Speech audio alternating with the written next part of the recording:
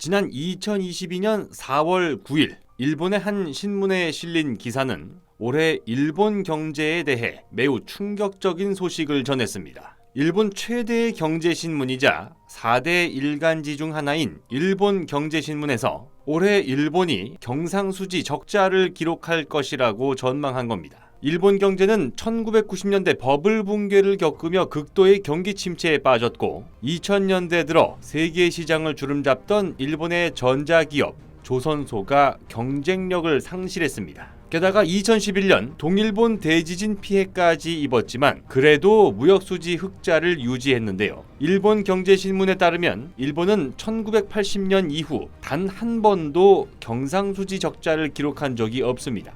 우리나라는 IMF 직후인 1998년부터 지난해까지 24년 연속 경상수지 흑자를 기록하고 있습니다. 물론 적자를 본다고 해서 반드시 경제가 망가지는 것은 아닙니다. 미국은 기축통화국이라는 이유로 과거 40년 중에 무려 39년 동안 경상수지 적자를 기록하고도 잘 살고 있습니다. 그러나 일본의 경우 준기축통화국으로 분류된다 하더라도 1980년 이후 42년 만에 적자를 기록한다는 것은 경제와 산업 구조에 이제까지와는 다른 아주 심각한 문제가 생겼다는 것을 부정할 수는 없다는 겁니다.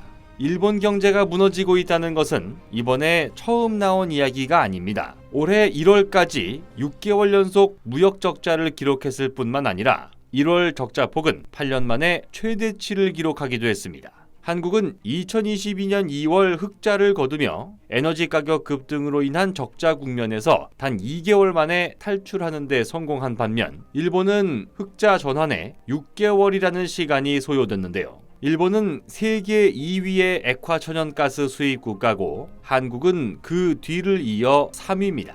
두 나라 모두 에너지 가격 급등으로 적자 폭이 늘어날 수 있는 구조입니다. 결국은 얼마나 많은 제품을 세계 시장에 수출하는가가 관건이 될 수밖에 없습니다.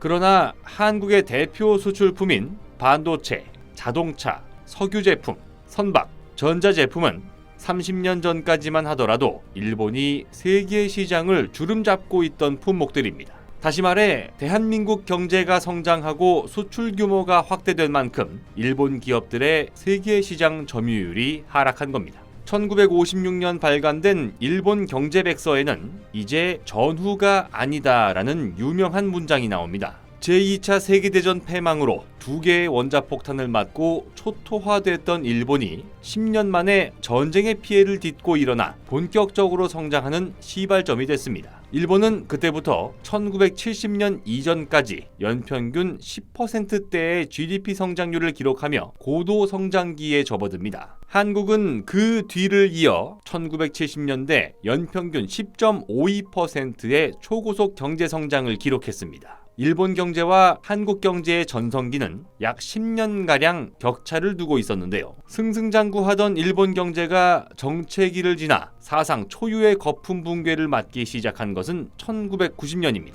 동일한 성장 곡선대로라면 2000년대 초반 한국도 일본과 같은 버블 붕괴 사태를 맞이할 수도 있었습니다. 그러나 다행스럽게도 아직 우리나라는 일본보다 30년이 더 지난 2022년 현재까지도 무너지지 않고 있는 상황인데요. 삼성그룹 창업자 고 이병철 회장이 경기도 수원에 공장을 지을 때 무려 43만 평의 부지를 확보했습니다. 넓은 부지를 고집한 이유는 당대 최고의 일본 전자회사 중 하나였던 히타치보다 3만 평 더 넓게 공장을 지어서 언젠가 일본 기업을 뛰어넘겠다는 의지를 담기 위해서라고 전해지고 있는데요.